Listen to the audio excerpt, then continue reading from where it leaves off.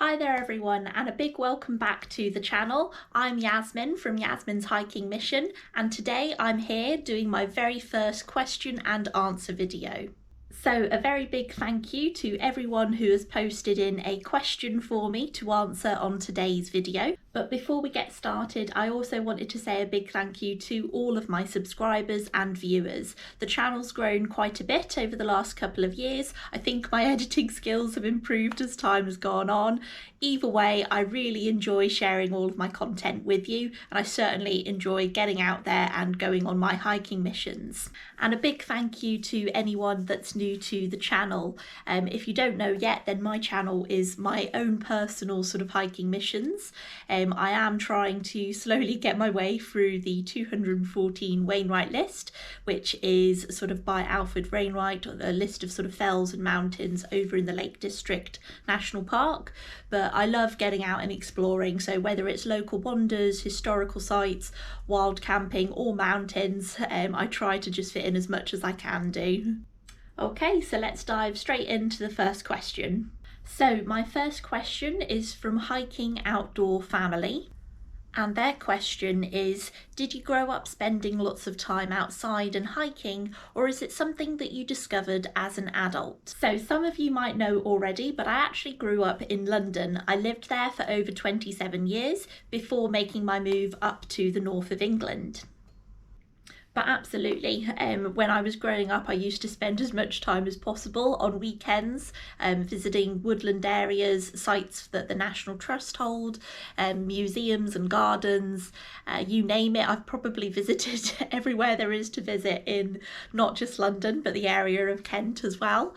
And then I think it was when I was in secondary school that I had the opportunity to take part in the Duke of Edinburgh Awards, and that was probably my sort of next big step towards hiking. And the Duke of Edinburgh Awards are a series of awards that are set out to challenge young people, typically between the ages of 14 up to 25. The programme consists of 3 levels: bronze, silver and gold, with gold I think taking around 18 months for you to complete. And it basically is set out to allow you to learn new skills. You have to spend a lot of time sort of volunteering, doing certain physical activities, and part of it also involves going on sort of hiking expeditions. So that was my real taste of doing any sort of longer distance trails, which was a lot of fun. Definitely something that I really enjoyed. I got to the silver award, unfortunately never quite got round to completing the gold, but it was my first little taster of hiking, and for someone that lives in London, it was a really great programme to be a part of. And in order to train for the expeditions, we also had to learn how to read a map. So Duke of Edinburgh really was sort of my introduction to hiking, and I think since then it's just continued to grow when I made the move up north. So the next question is from Photos Against Anxiety. And Demi's question is, name a hike you weren't too excited about but ended up having a rip-roaring good time. So the really good thing is that I tend to get excited about pretty much any hike. I'm definitely my happiest self when I'm out there on the mountains. Having said that, I do sometimes get a little bit apprehensive or nervous about hikes, maybe ones that are pushing my boundaries a little bit, so are going to be a little bit more of a challenge for me. So there's maybe 2 that come to mind. My first ever long distance trail was the West Highland Way. So the West Highland Way is a 96-mile through hike in Scotland. It starts in Mulgai and it heads up to Fort William. So I was really excited about the trail, but definitely apprehensive.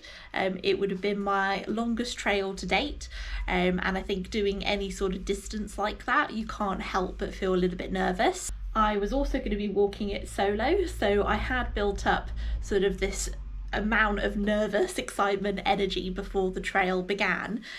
There really was no need for me to be nervous though. It is such a popular trail. It's probably one of the most popular ones I think in the UK.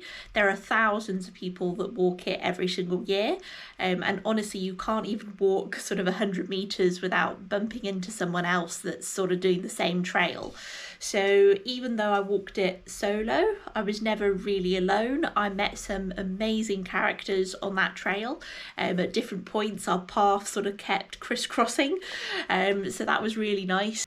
And Scotland is of course such a beautiful place. Every sort of corner that you go round, there's a new different landscape for you to look at. So all that sort of excitement, nerves that sort of built up before the trip definitely weren't needed. I think as soon as I sort of got past day one, those sort of nerves settled down. So the other thing I probably don't get excited about is knowing that there are going to be scramble sections on my hike. Anyone that knows me knows that I suffer from vertigo. It's something that I do battle with on the mountains, although I try my best not to let it stop me and not let it sort of hold me back. Having said that, I do a lot of solo hiking, so I always have to be sensible when I'm out on the mountains. I've definitely gotten to a couple of different scramble sections before. Sometimes I've managed to push myself and sort of get through them. Unfortunately, it doesn't always work that way, and I think sometimes the sort of weather plays a little bit of an influence on that, but I have had to turn back before due to vertigo. It's not the end of the world, mountains aren't going anywhere. I will get to the summit at some point, whether that means coming back with another hiker so that I feel more confident doing it, or whether it means just finding an alternative way to the summit.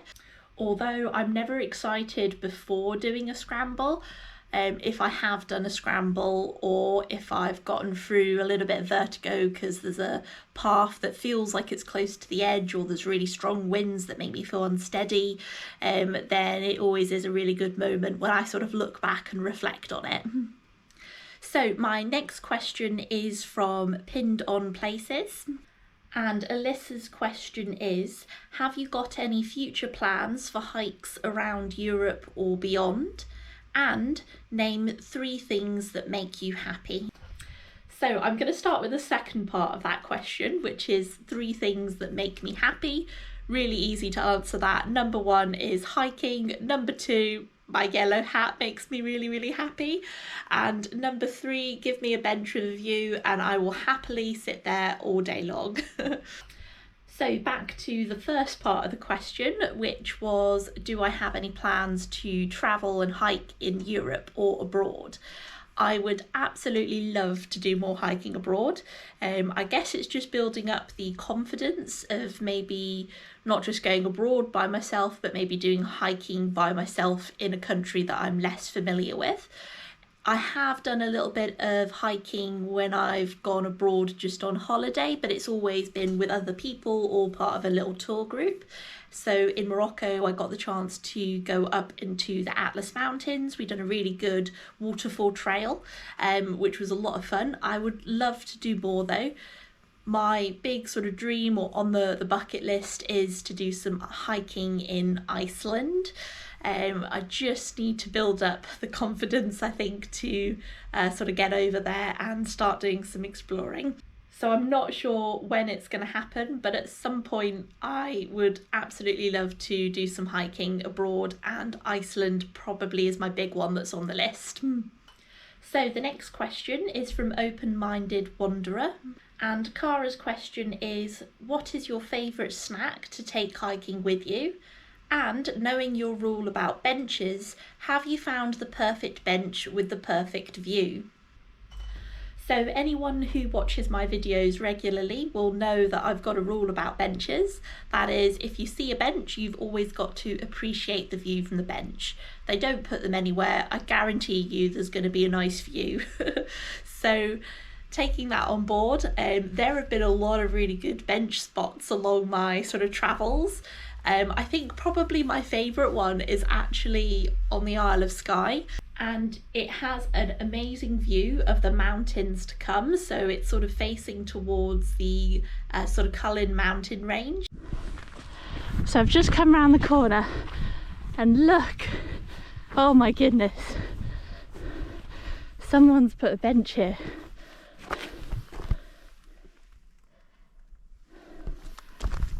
With that view.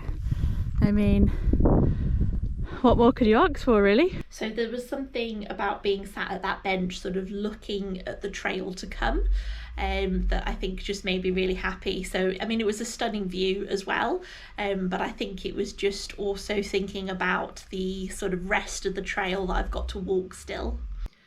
But I have to say there's quite a few honourable mentions that are needed. The bench near the summit of Dodd, the bench by Latrigg in the Lake District, both offer fantastic views. There's also the benches along the Yorkshire Wolds Way. I don't know who designed them, but they are absolutely beautiful, and each and every one of them sort of seems to have sort of poetry written on as well. So what is my favourite snack to have on trail? I don't think I've got an absolute favourite, but usually I'm carrying with me a cereal bar of some description. Probably one of my favourites is the lemon Trek bar that you can get, or one of the sort of really chunky flapjacks to have. Otherwise, I usually have some sort of dried fruit with me or some fresh fruit. Olives are probably another thing that I tend to sometimes snack on.